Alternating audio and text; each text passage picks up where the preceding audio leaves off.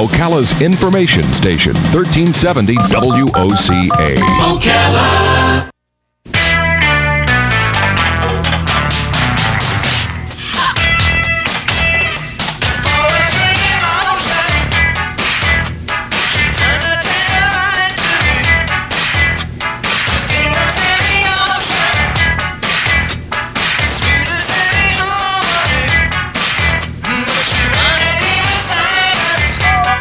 All right, 9 minutes after 9 o'clock. I know we're running a little bit late. That's my fault. We had some friends visiting us, old friends from way back when I was in Denellen years and a million years ago, right? I've been reincarnated a couple of times. I can go back to my life in New York, my life in Denellen, and of course my life in Ocala. All right, Jim George is here. He's the owner of American Cable Services, and so we're going to talk to him about technology in general and cable and what is it called, fiber optics. And I want to ask him about that story out of Denellen. I know we kind of touched on it a couple weeks ago. And Jim George is here for you too. If you would like to speak to him, the number is 622-9622-622-WOCA. Now that you've received that gift that needs a little bit of help, you might want to ask Jim how do you hook it up. Good morning, Jim. How you doing? Fine, thank you. Fine, thank you. There you are. Sorry I made you wait there. That's no problem. People come to the studio sometimes, and it's like, you can't really spend much time with visitors, You wish you could. Yeah, it's hard. Yeah. They could come in here. They could maybe be advisors too. Tell them to sit in. Help you. I think they've already left. So how was your Christmas, first of all? It was good, thank you. Very good, yes. I'm careful about asking that question, but I'm presuming you celebrate Christmas. Oh, yeah. Okay. Oh, yeah. Because I know some people don't, and I want to respect everybody. I start singing Christmas carols around June. Oh, do you? Well, Rob and I started practicing them sometime in the summer, maybe August, right? Right. Because we were doing something new this year. We were using the accordion and the mandolin, and so it was fun. We were doing both the old stuff, which was the guitar singing, and the mandolin. Yeah. Mm-hmm. It drives my wife crazy. I start singing Christmas carols, like I said, around June, and you have a it's favorite? not ready yet. No, I just start from the list and just work my way through. You don't have a favorite? Not really. No, not really. No, I sing them all. A new favorite for us last year was "Bring a Torch, Jeanette Isabella." Yeah, that's a It's beautiful from the 1600s, I think, but I never heard it. No. And then there's another one, the Coventry Carol, which again I know it's been around hundreds of years, but I just didn't hear it. But. Well, you were going to play some of yours, but I never did. Oh, we did. We did on Christmas Eve and Christmas Day. I listened Christmas Day, but I must have been cooking or something when you were. We slipped some of them in. So did you have many people in your family calling you with advice on how to hook up stuff? No, not really. We bought, like I told you, we bought a large screen on Black Friday, and we left it in its box until, let's say, Sunday, well, that which was would nice. be like the 22nd or 23rd or whatever, and then we put it up. And that was our Christmas present to ourselves. How's the sound on that thing? It's not as good as you would think. The sound, when they sell these extra sound bars, a lot of time you have to have, because the speakers are not directed to you. And so a sound bar, as you know, sits under the large screen and directs the sound to you. So and I saw those sound bars for sale when I was going shopping. I saw them in Best Buy, and so that's what they're for, huh? Yeah. I didn't even know what they were for. Yeah, my wife bought an expensive one, and I tried to talk her into taking it back and getting an inexpensive one, because a speaker is a speaker is a speaker. And what I mean by that is, okay, there might be one that has a little bit more higher pitch or this or that.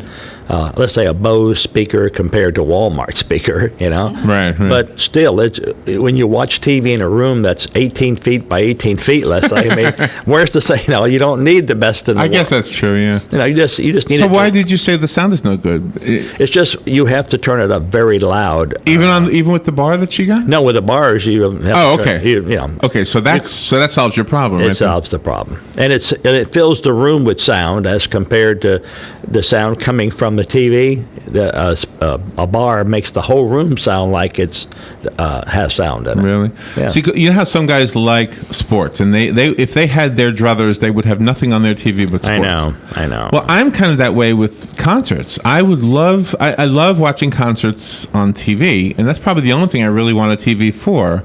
But the sound has to be good, Yeah. So there's no concert TV, is there? There's no concert channel. There is art A&E, Arts and Entertainment. Yeah, but that's not. They don't have concerts nonstop. And there's Ovation, which has concerts. Oh, really? Yeah, Ovation. And you have a phone call, so let's take right. that call. Good morning. You're on the air with Jim George. Yeah, good morning, good morning. Yes, and Channel 5 sometimes has concerts on there, But they're always asking for money. During the fund drive. During their fund drive, yeah. Yeah. And I wired my Bose radios through my television, my old tech television, and I have a lot of nice music videos, jazz and some classical. And when I play them, I turn on the Bose. Oh, really? Well, the Bose has a great sound. Yep. Yeah, they have, and they're tiny have a good morning, speakers. all. Thank you.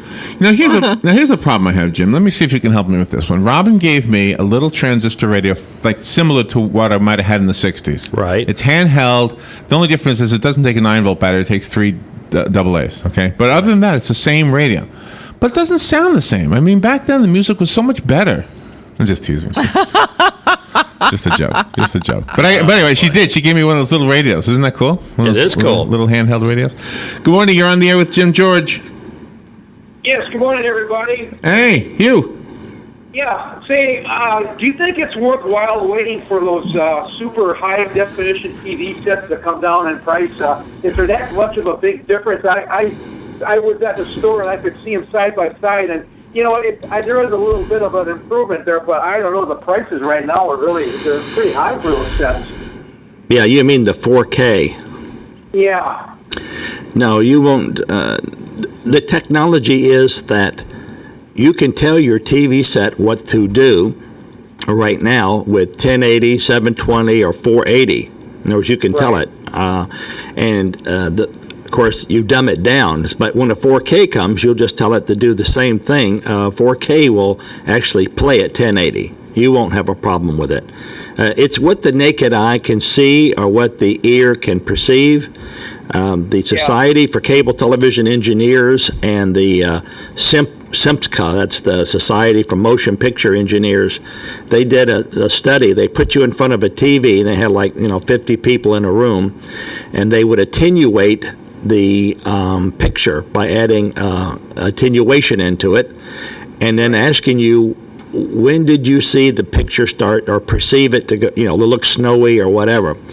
And they came to the conclusion that 41 or 42 between the noise and the picture is where it's called carrier to noise ratio. Don't want to confuse you, but so in other words, it takes a long while before you see any degradation. It's the same way with sound. I'm sure someone like Larry that has an ear can probably perceive that the highs are not, maybe they're being cut off. But the average person would not. So what I'm getting at is if you had a 1080 and a 4K side by side, you might be able to tell the difference, but most people would not. Yeah. I don't know. I was kind of undecided what to do. We were shopping around, and I know one of your shows earlier, you said that the prices on these super high-definition TV sets would probably take a plunge, but not probably for a while, but eventually they would. So I kind of been thinking maybe I'm just going to sit back and use what I've got, which is in fine shape and everything else, and just hold on until the prices come back down a little bit. It'll be a good year. It might be 2015 before you see them starting to come down. Yeah. Do you think they'll be as large as the ones out now, like the 60-inch ones? Oh, yeah. They'll probably start off at 70 inches. Wow. Yeah. Oh, unbelievable. Because there's more information in there. They want you to see all the information. Yeah. You highly recommend those sound bars, huh? Well, I would normally say no, but after having my first large screen in my home, and we do a lot of installs for people, and they want them because it comes as a kit a lot of time. But ours was a separate add-on, and I was against it. But once I got it, I said, "Yep, that's it." Oh, really? So a big difference, huh?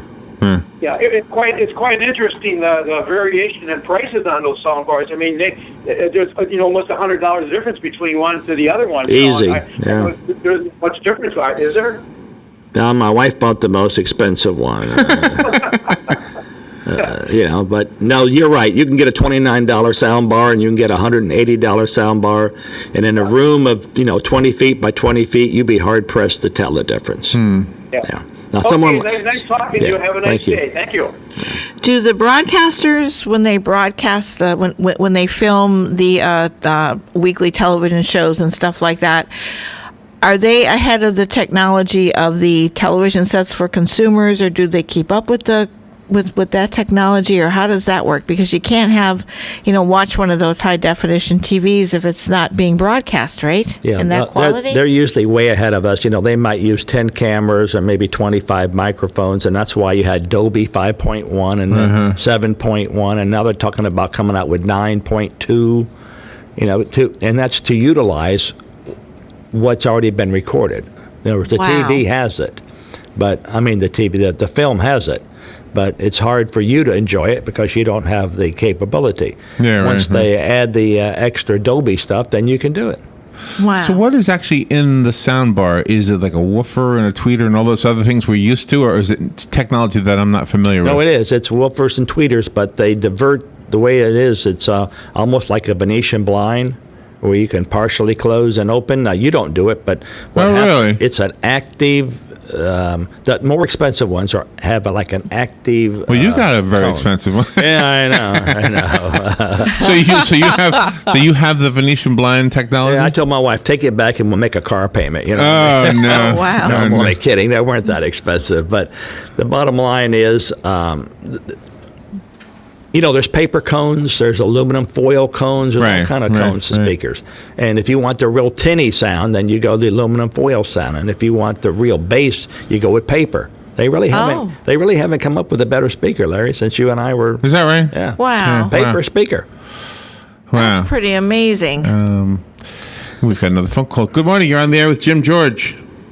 Good morning, Jim, Larry, and Robin. Hey, good morning. I have experience with that sound bar.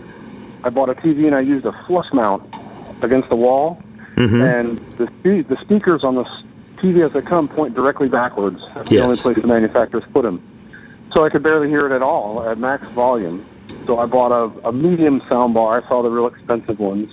I bought one for about $75 and mounted it right below the TV. It has its own little built-in amplifier with it, its own little remote, and it works wonderful. Yes. They just solved the whole problem. They I did. think they put a lot of money and engineering into the picture, but the sound is kind of like a secondary thing. Exactly. Oh wow! See, and that's always been so important to me. Yeah. Yeah, if you're using a flush mount, you almost have to use a sound bar. I mean, that was like just could barely hear it at all. I got you. Okay, It's I different understand. kind of a mount. I think the sound is made to bounce off the wall, like with a swivel mount or something. But for that flush mount, it didn't work at all. I guess because it's so I put a close. sound bar Yeah, on. they're right. Yeah. They want them close to the wall so the sound hits the wall and bounces, Oh. but the TV's blocking it. You know what I mean? Yeah, right. Oh my It was gosh. terrible. Yeah, It that's was terrible. Yeah, that's the same Wow. way the sound is on my little Kindle. It's got the little tiny speakers on the back, and I guess you're supposed to, I don't know, have it That bounce. doesn't make sense. Yeah, well, it's Well, that's how they are, manufactured. though. Yeah, that's Yeah. how they are. Yeah. All right, thanks. Appreciate the call. In the old days, the speakers used to be facing the front in the big wood Yep. cabinet, and Yeah. nice speakers in there. But Well, I think now maybe all you see is the screen. and maybe because radio was first, and so sound was more perfected back then, and now picture has become something we're more interested in. But not me. For me, I could watch a snowy picture of an old movie on a crazy old TV, and if the sound is good, I'm fine. Yeah. I can hear it. Yeah. Yeah. And you know what? Sounds important. But the story has to be good too. That's the only problem. I think writing has to be able to maintain some level of goodness or something. All right, thank you. Appreciate the call. Thank you. So that's an interesting thing that never even came up before, was the whole soundbar idea.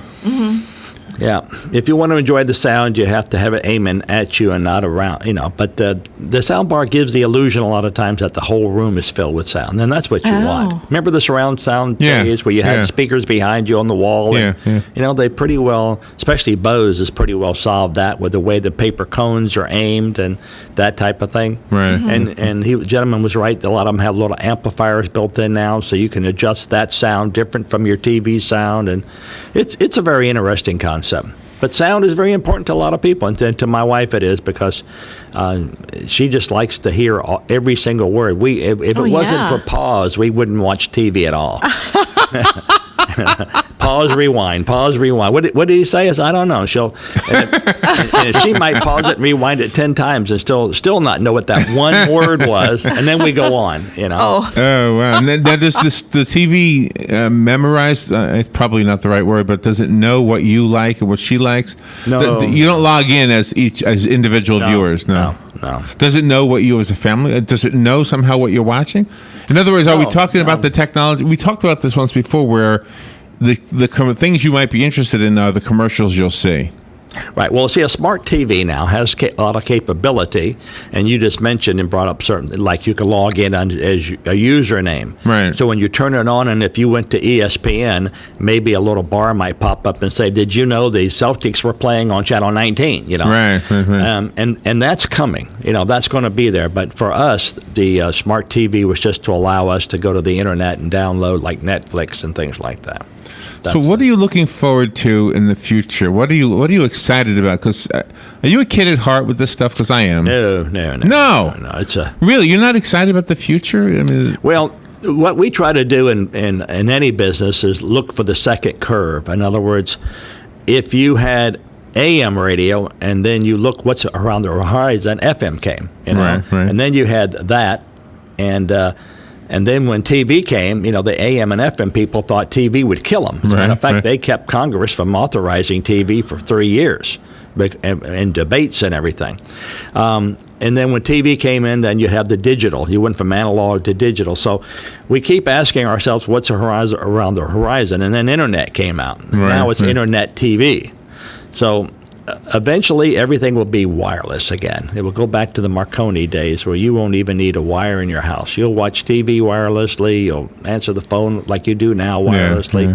That's the next curve. Yeah. And people are getting used to the tablets, the screens on the tablets to watch TV programs. And so they've got the big TVs at home, but if they're on the move, they got their tablet. Yeah, you can download a chart that shows that if you have a 70-inch TV, but it's like 20 feet away, and you enjoy that, that's the equivalent of a 55-inch TV that's only 10 feet away. Or a 20-inch TV that's only really true. 3 feet away. You don't think of it that way, though, Wow. right? You think of a big TV as a big TV. And so when people carry their little iPads or cell phones and they're like 5 inches from, believe it or not, the brain perceives that as a huge picture. Sure, why not? Yeah. All right, we have another phone call. Good morning. You're on the air with Jim George. Good morning, Larry. Good morning, Jim. Good morning, Ron. This is June. Hey, June. Happy New Year to everyone. You too. I have a question for Jim about the AmeriCable that he's going to do. I have a lot of friends that are also interested in this. And you have to have an internet connection to your house. Is that correct to have this? That's correct. Okay. Now, if you don't have one, which some people do not, can you do that, or can you tell us which one we should get? Would just be using it for the TV, not necessarily for the internet? I know it doesn't matter. Right. You can get anybody's. If you have the phone company's phone in your house, then you could do CenturyLink. But many people have cell phones, and so therefore they don't have, let's say, CenturyLink. But the city of Ocala offers high-speed internet.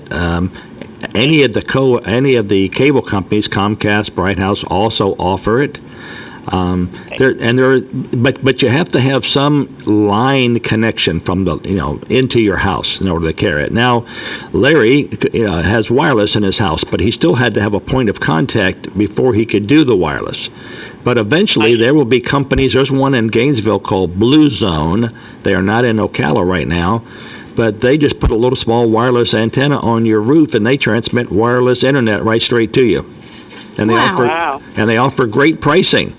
And it's a licensed frequency as compared to an unlicensed frequency, which means instead of everybody looking at the 2.4 or 5.6 gigahertz, which is everything works off of it, this is 5.65, and so it's a secure internet connectivity to your house that will not be interfered with.